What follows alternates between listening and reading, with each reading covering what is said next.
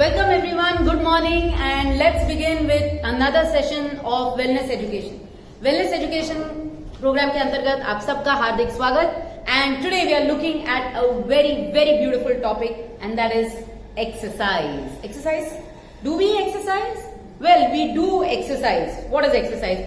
Oh, I wake up in the morning, I have to broom my house, I got to clean it, then I run up, I get ready, I leave for my work, and I run up the stairs of the railway bridge, I run them down, I run for the train or for the bus, and I do a whole lot of exercise. Well, do you call that exercise? That isn't exercise. Exercise is what you do deliberately, willfully, with your complete mind, body and soul. Why? Is there a difference? Well, there is. If we were to see that every movement of mine is exercise, my body is using calories and burning calories with everything that I do, whether I talk, whether I walk, whether I lift my hand, whatever I do, that is burning calories, but that is not the same effect as exercise. Why? Because when you exercise, there is a whole lot of processing that happens in our mind as well as in our body. And then why is this exercise required? So, let's go through all of this step by step. Now, when I say that I need to exercise, why do I need to exercise? I need to exercise because it keeps my body fit, it keeps my mind fit. Mind, I am not doing mental exercise, I am not doing calculations, then how is my mind going to be fit? Well, that's the beauty of it. When you do exercise willfully, you are not only exercising the muscles and every part of your body, but also of your brain, of your mind. So let's see how this happens. Well, let me just tell you, if you've been sitting in one place and doing something for a long time and you suddenly feel, no, I've got too much of it, I can't think. Let me just get up, go for a walk and come. What happens? Those few minutes that you stand up, move from your place, do something else, just walk around and come back. What happens? It changes the state of your mind, because a change in the physical state changes the state of the mind. So can you imagine that when you deliberately or willfully exercise, isn't it changing the state of your mind? Well, that's how it works. It not only changes the state of your body, but also the state of your mind. So any kind of physical activity changes the state of the mind as well. And that's why you will see that when there are people who suffer from depression or certain mental ailments, they are often advised to do certain activities. Why? Because it's a change in the physical state which will change the mental state. So, now that we know it changes the mental state, what else happens? When your mental state changes, you are changing a whole lot of your brain biochemistry. Oh, is this going to be something serious, biochemistry and all? Well, no, we just have to understand that when we move around, when we change our mental state, there are different biochemicals or different hormones that are secreted. And these hormones change what happens in our remaining part of the body as well. So that is what exercise does. Have you seen, there are some people who like to go for a run, and after they go for a run, they feel, oh, I am on top of the world. Why is that feeling? That feeling is what we call as a runner's or a jogger's high. How does that happen? It's very simple. When you run, when you are using all of your muscles and all, ultimately you have to think as to what you're doing. So what happens is it changes the biochemicals that are released in the body. You have what we call as the happy hormones. These are called beta endorphins or happy hormones, which make you feel good. So when you feel good, you feel energized, you feel like, oh wow, this is great, and you feel that enthusiasm seeping into everything that you do. So that's what happens with a jogger's high or a runner's high. So when you do any kind of physical activity, what happens? You are using all of the parts of your body. Now we know that there are several groups of muscles, but the muscle that we use the most knowingly is the tongue. Well, you thought we use our brain or we use our arms and our legs and we walk around, but remember that we are using our tongue, which is a muscle, maximally, and that is in our control, voluntarily. Well, the other muscle that we use involuntarily, or what happens, we don't use it, but it happens, functions on its own, is your heart, which goes on pumping. That's also a muscle. Now, are you wondering, how can I take care of my heart by doing physical activity? activity? Well, of course you can, because so many of these involuntary actions that take place in your body can be regulated by those muscles that you are going to use willfully or voluntarily. Because when I use my hands or my legs, or I do any kind of a cardio exercise, what happens is I am using more calories. Yes, I am burning those calories. I am also sending a whole lot of blood moving through my system, which is a closed system, the circulatory system. And when the blood gushes through, moves through my body, it makes that pump work faster. Simple. If we have a pipe through which water is flowing and we regulate the speed of that tap, what happens? Water gushes through that pipe, right? And when you reduce the speed, what happens? The flow of water is there, but it's reduced. So that's exactly what happens when you do an exercise. You are pushing, or you are making that energy in the form of blood to pump all through your body. So what happens? It makes those muscles become more functional. And the more you use it, the better it gets, because we say if you don't use it, you lose it. So any muscle that you don't use, it's eventually going to be lost for you. Lost means it's not going to go away somewhere, but its functionality reduces. And that is why people who don't exercise eventually land up with several kinds of problems. It's simply because of the disuse of their muscles. We are not saying misuse, but disuse. So whether it's misuse or disuse, it's not done. We need to exercise because we can use these muscles, which means we are energizing or keeping the health of the muscles good. So where is it that we need to focus? There is nothing like spot focus. When you exercise, you have to use all parts of your body. Another thing about exercise is that when you are doing a set of exercises, let's say I did cardio. I did some cardio workout. I do some exercises where I'm using my biceps, I'm using my triceps. So these are exercises that we are doing for a particular part, but remember the effect is overall. The body doesn't work in compartments. When you eat your food, does the body say, no, today I'm going to digest this food and send it to my leg. Oh, tomorrow I'll send it to my hand, or I'll send it to my heart. Is that how it works? No. It works as a complete system, and that is why the effect of exercise happens everywhere. Suppose you're doing ab workout. Is it only that after a period of time your abs are going to get constricted and become muscular? No, you'll see the overall effect in the health. So exercise is about the entire body. So when I exercise any kind of muscle, I need to make sure that I give these muscles variations in exercise. Variations in exercise. Why do I need that? Well, it's so simple. Suppose you're walking. You walk. Every day you're walking. Why don't you become thin? Why don't you lose fat? You've been walking every day. Why? Because the body gets used to it. It's like this. If you keep having the same medicine for a long period of time, that medicine starts becoming food for the body. And when it becomes food for the body, you don't see the effect of the medicine. So if you've been walking, just walking, for years we've been walking, but we don't see its impact because you are neither increasing the pace of the walk, nor are you putting in something else additional in terms of the distance or in terms of the time. So you're not going to see a change effect. So it's simple. Whenever we exercise, we need to provide a variety to the body. Because when you provide a variety to the muscles, you will see that those muscles are being activated differently. When you do cardio, what are you doing? You're getting your heart into action more than the other part of the body, so-called. When you are doing exercises for the abs, you are focusing on the abs, but that does not mean that the other parts of your body like the leg or the glutes or the quads are not working. So all different groups are working, but you need to change the intensity of the exercise, variation in that, as well as change the exercise in itself. And that is why even though you're doing, let's say, high intensity workout sometimes you may be doing CrossFit, sometimes you might do yoga, you may do meditation. All these are part of actually exercising the body as well as the mind. And that is why it's essential to use all different forms. You can't say that year on year for years and decades I'm going to do the same exercise. Eventually you won't see its effect. So you need to change these. Now let's see some of these exercises in a little more detail.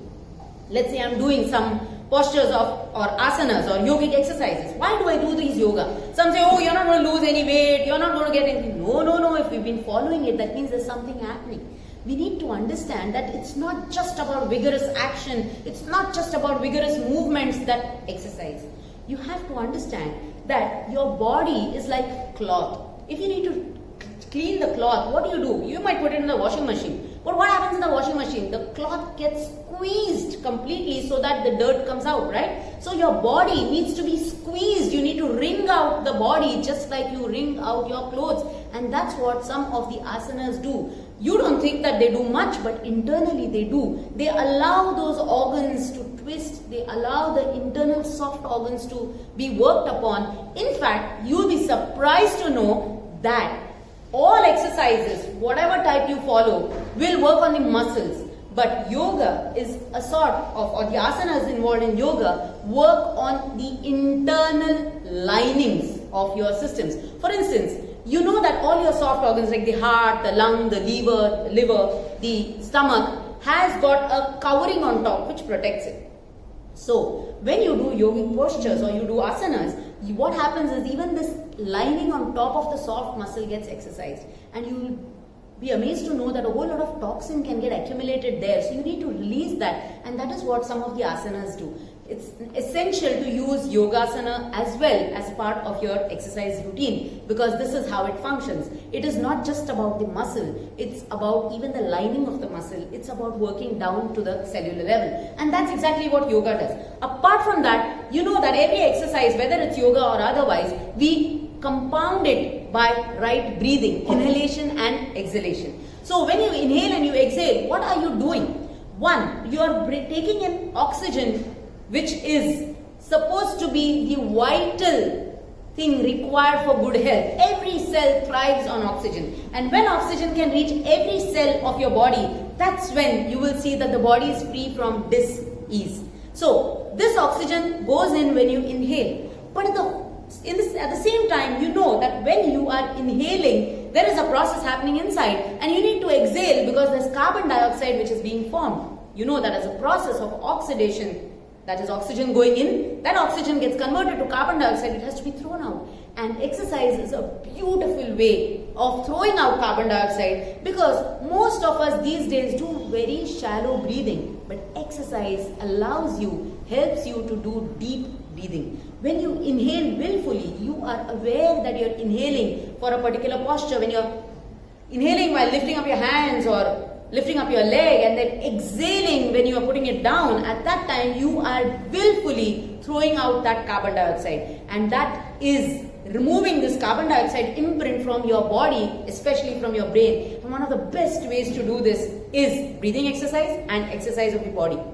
So when you exhale forcefully, you are throwing out carbon dioxide, and that is a very important process of exercise. So those of you, if you've been exercising and you're holding your breath while you're moving your hands and legs because you think I can't do it, well, then that's incorrect, because we need to exhale as much as we inhale or even more.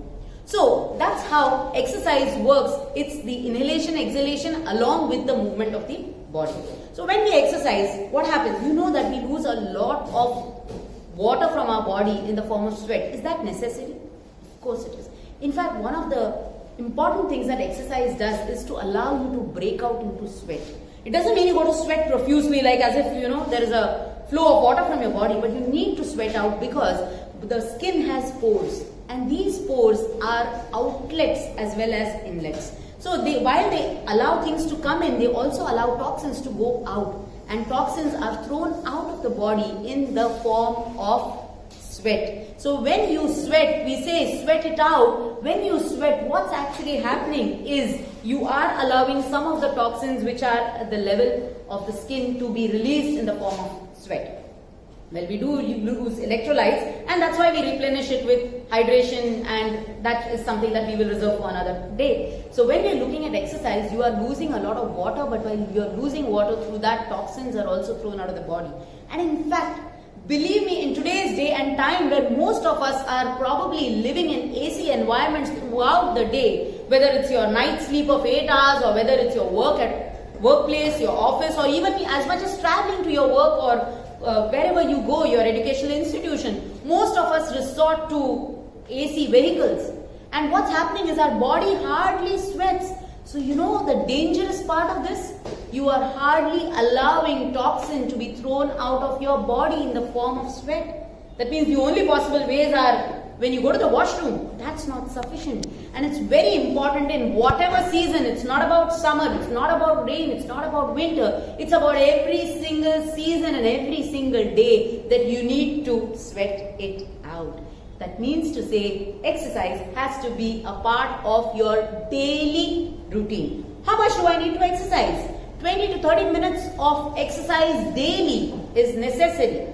Do you say, I'm going to have a bath, let's say 5 days a week and 2 days it's rest.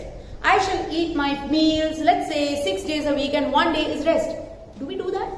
Oh, I shall breathe only today. Do we do that? No, we don't. We do these things as a routine, and exercise has to be a part of routine, because only a body which works all its muscles every day will function well. We have a lot of muscles. One muscle or a group of muscles that we rarely use is the deltoid. We rarely use this little muscle which is there above your shoulder, between your shoulder and the joint of your shoulder and your arm. But that's an important one. And a lot of people today start suffering from tendinitis because of lack of use of some of these muscles. In fact, we see that a lot of people are falling prey to holding their bags on their shoulders and carrying that weight along and then falling sick is simply because they are not exercising it deliberately. Another is the trapezius muscle, which is below your shoulder at the back. That is another muscle which often goes out of sync because it's not exercised enough. Most people focus on their biceps and their triceps and the quads and all that, but they forget that there are these other groups of muscles which are strong. A mistake that many people make, men and women alike. Remember, women have got strong legs and weaker shoulder and back. But what do women mostly exercise? They keep exercising on their legs. Why should they be working on their legs and making them even stronger? What do they want to kick around? Nothing. They should be working on the shoulders and they should be working on their arms because that's weak. And what do men do? Men, you see all the time, their chest and the shoulder pumping. Why? That's already strong. The shoulders, the back and the chest is already strong in men. What's weak are the legs. But they don't function, they don't focus on their legs. That's what should be done. The men should focus on strengthening the leg muscles and women should strengthen their shoulder and their back. In fact, many of us don't know this connection that we carry our stress in our body. Stress, exercise, what's the connection? Important connection. Have you seen that when you are stressed, maybe you got an exam coming around or you need to do some work, a project and you can't finish and there's a whole lot of strain. Most of the time we carry our strain on the back, on the shoulders, and then we feel, no, I don't have any support and my back is paining. It's because we feel we are not supported that our back pains. Why do we feel this? Because we are carrying a lot of stress. Where do we carry the stress? On our backs, on our shoulders. So you will see that once you start exercising these willfully, you are also releasing out that stress. And once you remove that stress from your mind, you will see automatically the shoulders and the back is also relaxed. So it's a two-way process. It's not just about one thing. And that's why I said exercise has to be done willfully.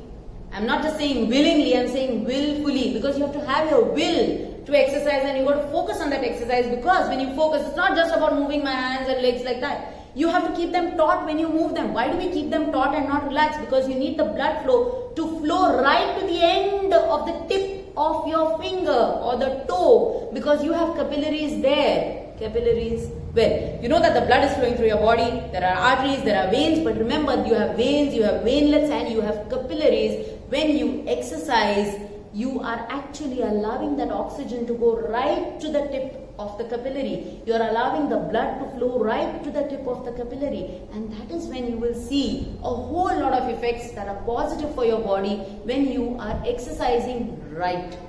So simply moving my hands and legs around is not exercise.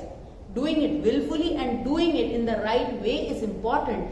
Apart from not damaging the other parts of your body, what you're doing is you're allowing the blood flow to go to the tip of your capillaries. And these are most neglected. What is furthest is most neglected, right? We don't pay attention to things that are far off. Whatever is out of sight is out of mind. So that's exactly what happens. Whatever is far, whatever is distant in your body, we don't pay attention to that. But when we start doing that, you will see the amazing effect of exercise. So exercise is not just movement of your muscles, but it's deliberately taking the oxygen flow, the blood flow to every part of your body. And apart from that, what have we said? We have said that a change in the physical state of the mind, change in the physical state of the body changes the mental state. So whenever you feel, this is another tip that you can use, whenever you feel low for any reason, which you shouldn't, but if at all you do, then remember, just shift your body. Shift your body means just walk around, move around, go out for a walk or go out for a run. Maybe you just jog on the spot or just raise your hands and legs, do some Surya Namaskar or something like that, and you will see that it changes the state of your mind. This is the best way to stay away from depression. Exercise daily, because everybody's got stress and it's up to us whether we take it or not. Exercise, if at all you've taken it, allows you to de-stress. So that's a very, very, very important point in today's lifestyle, because everybody takes stress for whatever reason, because of the quick pace of life, and especially if you're in a city like Mumbai. So you need to de-stress your body, and exercise is one of the best ways to de-stress your body. Let's come to a word that I said a while ago, Surya Namaskar. Now, exercise, we do all kinds. We burn calories, and mostly people, what do? Oh, I jog for half an hour, these many steps, these many calories burned. Well, we have to spend hours to burn so many calories. But the exercise or that posture which allows you to burn maximum calories in minimum repetitions is Surya Namaskar. Amazed? Well, you can burn almost 5, it's between 4 and 5 calories in one repetition of a Surya Namaskar, which you cannot in any other. If I do a plank hold, I would burn 1 calorie in a 1 minute plank hold. If I were to do crunches, I would burn maximum 1 calorie in one crunch. But if I do one Surya Namaskar, I burn 4 to 4.5 calories.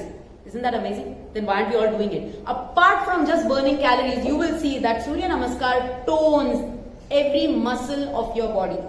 It done right with the right exhalation and inhalation, you will see that Surya Namaskar is the best exercise you can give your body on a daily basis. What about the change in routine? Well, I didn't say do Surya Namaskar alone, but when you do Surya Namaskar for some particular period of time and you add another exercise, you are giving variety. So Surya Namaskar is one of the best exercises. It energizes you head to toe. It gives oxygen supply head to toe. And if you are looking at burning calories, then that's the best way to burn calories faster. So that's about Surya Namaskar. Now coming to other exercises, one thing, we never focus on just one. Even if you're doing a day that you say, I'm doing only leg exercise, today I'm doing core, I'm focusing on the back. Even if we do say that, a whole lot of other muscle groups are also involved. So it's very important to exercise every muscle group. Sometimes you say you need rest. Rest is very important. But what kind of rest? Remember, when we exercise our muscles, there is something called as lactic acid which is produced. Now, lactic acid is going to be produced. Whatever exercise you do, it will be produced. But when large amount of lactic acid is produced, it results in cramps.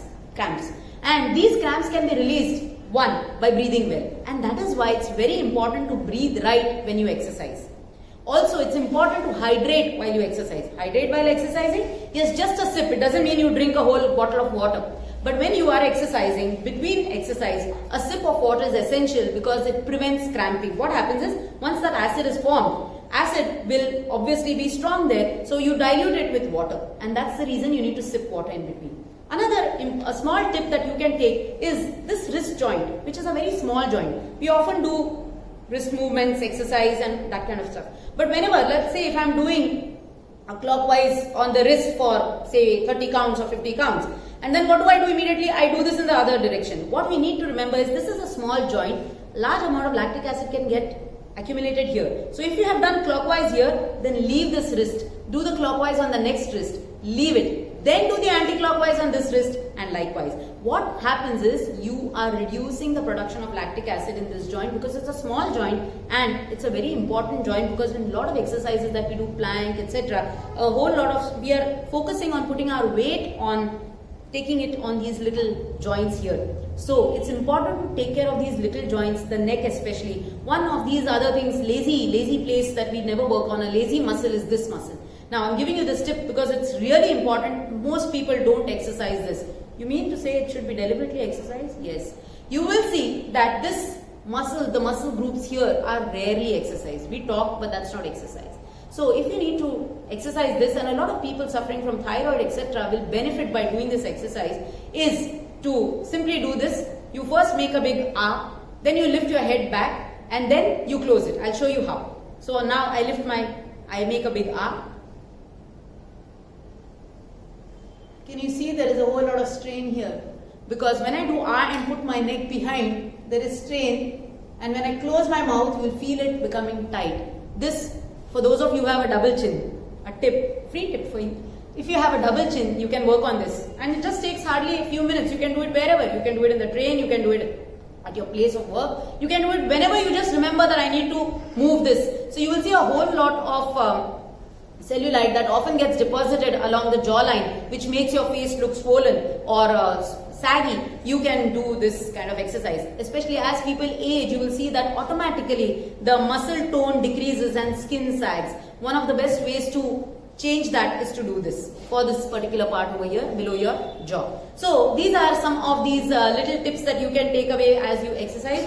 So remember that exercise required every single day of your life. If you are breathing, you need to exercise at least for half an hour. Well, sometimes you say, I don't have the time, I need to rush here, there. You don't always have to go to a gym or a place of for workout. You can do it wherever you are. You can just stretch yourself a little at your workplace also. And remember, very, very, very important, every half an hour, if you have a sedentary job, which means sitting in one place, if you're a banker or maybe if you're sitting for your studies, remember every half an hour of sitting needs 5 minutes of standing. Standing means walking around, changing your movement. Why? Because that shift is not just going to shift the state of your mind, but remember, a lot of triglycerides are deposited in our body.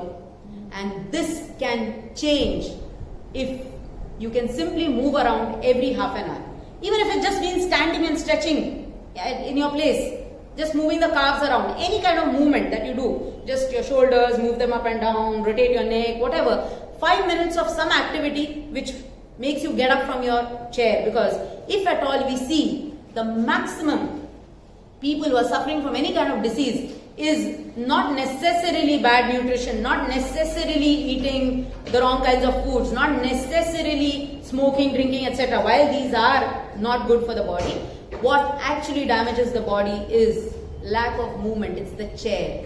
If you can take the chair off and maybe even resort to standing while working, reading, etc., then you are doing your body and mind a whole lot of good. So, while we sign off on this topic of exercise, let me just recap what I said for you, that exercise means shifting the state of your body as well as shifting the state of your mind. When you exercise, a whole lot of happy hormones called endorphins are released, which make you feel good. This feel good factor not only makes you feel good, but you automatically transfer it to the people you interact with.